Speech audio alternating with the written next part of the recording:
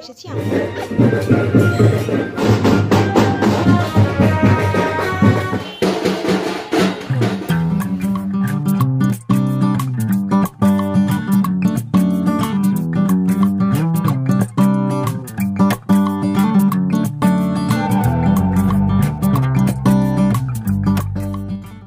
নমস্কার বন্ধুগণ, আশা করি আপনারা সকলেই খুব ভালো আছেন। দেবযানীস কোজি কর্নারের নতুন একটি ব্লগে আপনাদের সকলকে স্বাগত জানাই। ছোটো মাসির বাড়িতে মানসিকের পুজো ছিল, তো সেই সূত্রে মাসিরা বলেছিল 3-4 দিন আগে থেকে এসে উপস্থিত হতে। কিন্তু বুঝতেই তো পারছেন, আমাদের প্রত্যেকের ঘরেই সংসার আছে, কাজকর্ম আছে, বাচ্চাদের পড়াশোনা আছে, তাই আগে থেকে যাওয়াটা আমাদের পসিবল হয়নি। তাই পুজোর দিন সন্ধেবেলা গিয়ে হাজির হয়েছিলাম। আমরা গিয়ে পৌঁছে দেখেছিলাম মাসির বাড়িতে তখনও ঠাকুর বানানোর কাজ চলছিল, কারণ মানসিকের পুজোতে বুঝতেই পারছেন ঠাকুর একদিনে বানিয়েই পুজো করা হয়। মাসির বাড়ি ঢুকে প্রথমে দেখা হয়ে গেল বোনের সাথে। আমি আগে এখানে ভালো করে বসি, আমি ফ্ল্যাশ মারছি নি ভিডিওতে। দুটো যে এখানে বসে আমি ঢুকছি, এদের দুটো যে বসে আমি ভেবেছি কি লোকের ঘরে বাচ্চা বসছে, আমি লক্ষ্যই করিনি যে আমাদের ঘরে দুটো বসছে।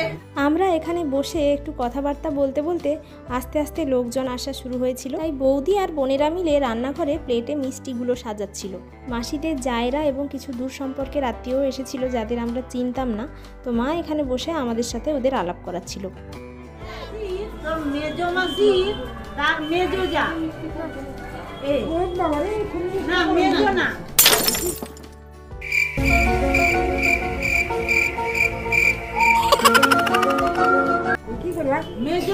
তুমি ভুলে পরিচয় করে থেকে তুমি নিজে ভুলে যাচ্ছ। আর এ হচ্ছে শেষজি না।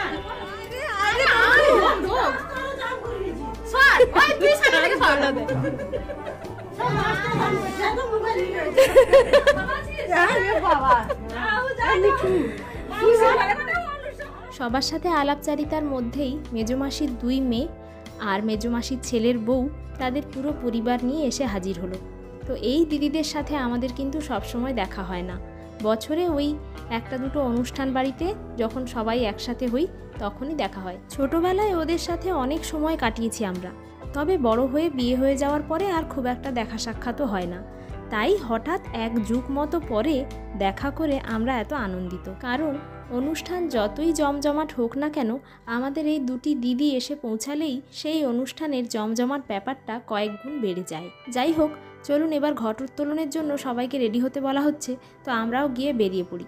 নিচে নেমে এসে দেখি বাজনা অলরেডি বাজা স্টার্ট হয়ে গেছে। ছোটো মাসির বাড়িতে জামা কাপড়ের দোকান আছে, কিন্তু বেরিয়ে আসার পথে একবার তাকিয়ে দেখি এত পরিমাণে ফলভার এসেছে যে অর্ধেকের বেশি জায়গাটা দখল করে নিয়েছে। যাই হোক, এখন চলুন রেডি হতে যাওয়ার আগে ঠাকুরগুলো কেমন হয়েছে একটু দেখে আসি।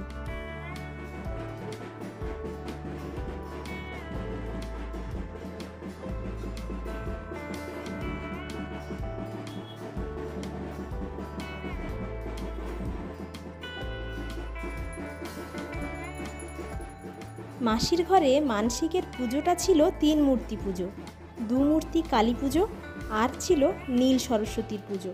তবে ঠিক কতটা দক্ষ হলে একদিনে এমন করে ঠাকুরের প্রতিমা গড়া যায়। ঠাকুরের মূর্তিগুলো কি সুন্দর করে বানিয়েছে দেখুন কারিগররা, আর সাজানোটাও অসম্ভব সুন্দর হয়েছে।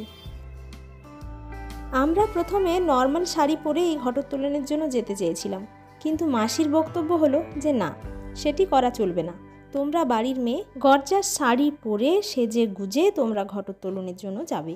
তাই আমরা আবার জামা কাপড় গুছিয়ে নিয়ে কাকলির বাড়িতে গিয়ে সেজে গুজে রেডি হয়ে বেরিয়ে চলে এলাম। এর আগেও আমি আপনাদের সাথে বৌদি আর বোনের চ্যানেলটাকে শেয়ার করেছিলাম, তো এই ভিডিও ডেসক্রিপশন বক্সেও আইডিগুলো দেওয়া থাকবে, আপনারা চাইলে চেক আউট করে নিতে পারেন।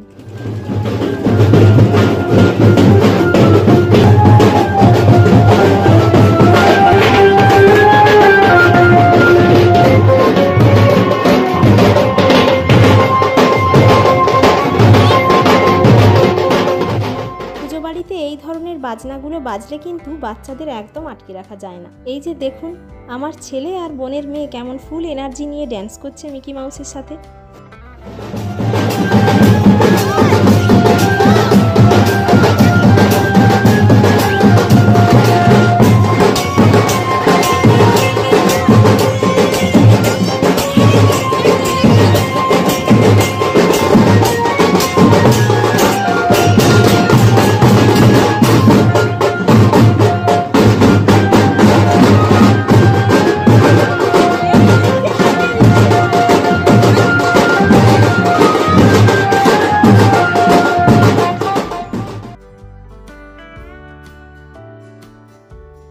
অবশেষে সকলে মিলে ঘটোত্তোলন করার জন্য বেরিয়ে পড়লাম।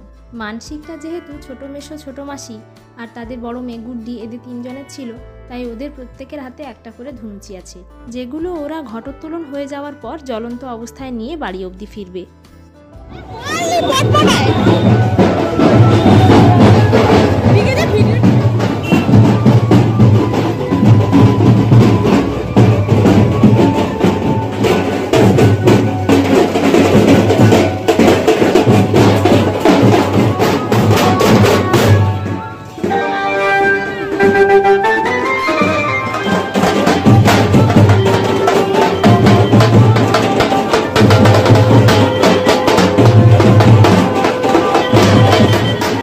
পুজোর ঢাকে কাঠি পড়লে সে যে কোনো পুজোই হোক, আমাদের সবার মন কিন্তু জাঁকজমকপূর্ণ হয়ে ওঠে। তাই আমরাও সকলে মিলে নাচতে নাচতে গেলাম ঘট তুলতে। যদিও প্রতি বছর আমাদের পাড়ার দুর্গাপুজোয় বিসর্জনের সময় সবাই নেচে নেচে বিসর্জন করতে যায়, আমার হাত ধরে টানাটানি করলেও আমি জানি না কেন আমার নাচটা ঠিক আসে না। তবে ওই দিন বোধ হয় বোন, দিদি আর বাকি পরিবারের সকলকে পাশে পেয়ে আমিও একটু হাত পা নাড়িয়ে নিয়েছিলাম। তবে আমি 100% নিশ্চিত যে সেটাকে নাচ বলা যায় না।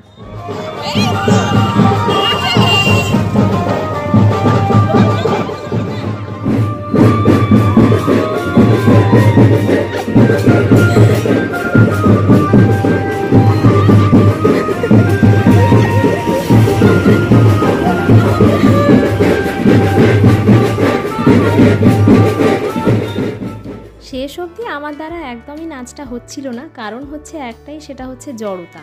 এই জড়তাটা আমি কখনোই কাটিয়ে উঠতে পারি না। তাই শেষমেশ ছোট বোনটাও এসে আমাকে কিছুক্ষণ নাচানোর চেষ্টা করে যাচ্ছিল। তবে আমি নিশ্চিত এই জড়তাটা যদি কাটাতে পারতাম তাহলে আর একটু বেশি এনজয় করতে পারতাম।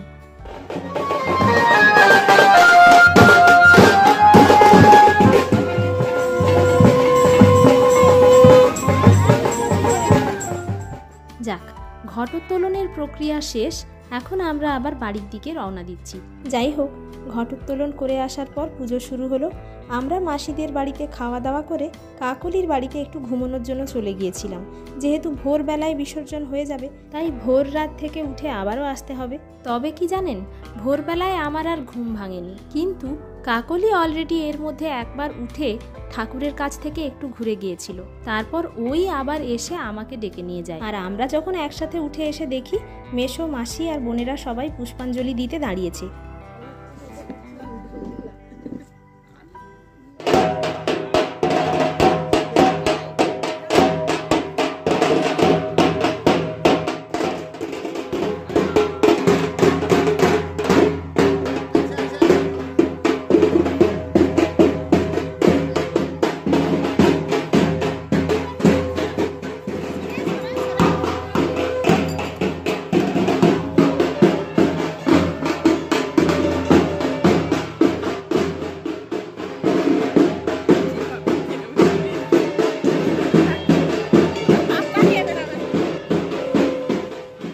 পুজো শেষ, শুরু হয়ে গেল বিসর্জনের পালা। তাই প্রথমেই আমরা ঘট বিসর্জনের জন্য বেরিয়ে যাচ্ছি।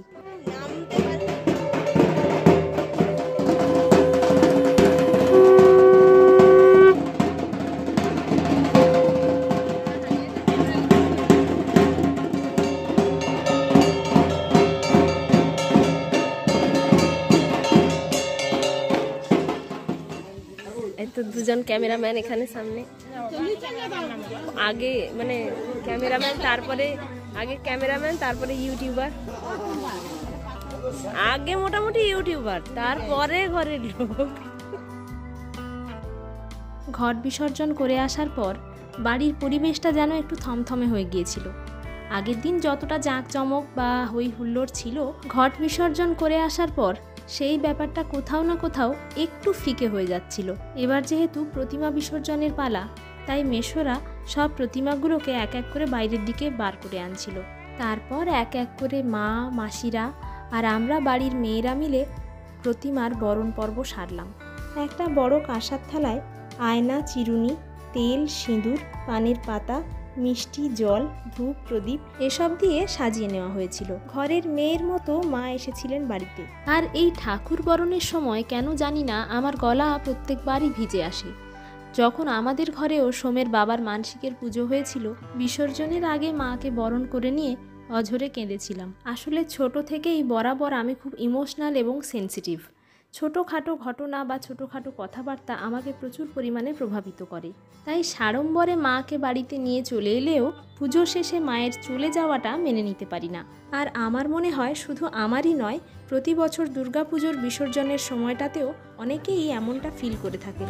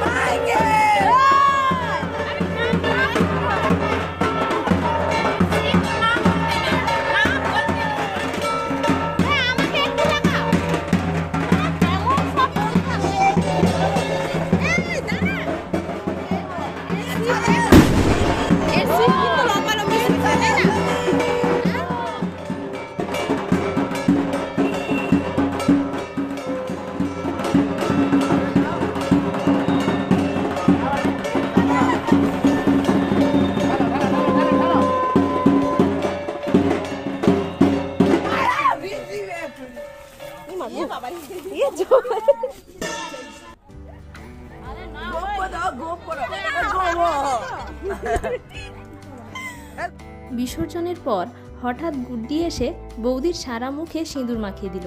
তো আমরা এই জিনিসটা বেশ এনজয় করেছিলাম।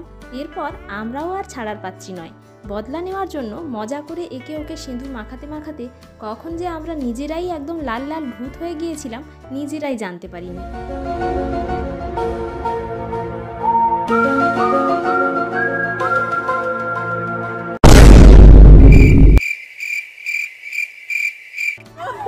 এবার কি হলো বল? সে বেশ নাচতে, তাকে লুকিয়ে লুকিয়ে আস্তে করে ছোট বোনটা সকালবেলায় কিন্তু স্নান করে নিয়েছিল, তাই সিঁদুর মাখা হাত দেখেই এদিক ওদিক দৌড়াচ্ছিল যাতে ওকে কেউ না মাখাতে পারে। তবে ওকেও শেষমেশ আমরা ছাড়িনি।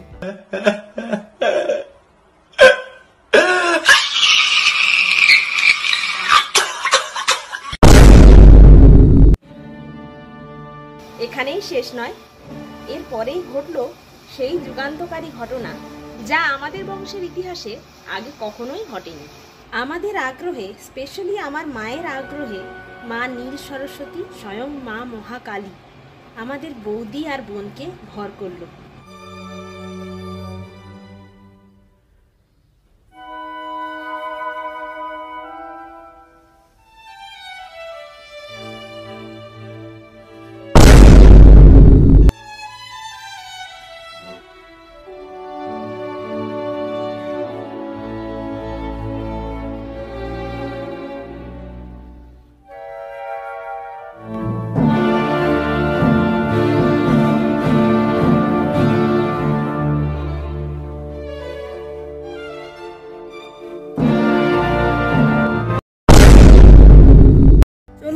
আজকের ভিডিওটা এখানেই শেষ করছি। দেখা হচ্ছে খুব শিগগির নতুন একটা ভিডিও নিয়ে। ততক্ষণ পর্যন্ত আপনারা সকলেই ভালো থাকবেন, সুস্থ থাকবেন।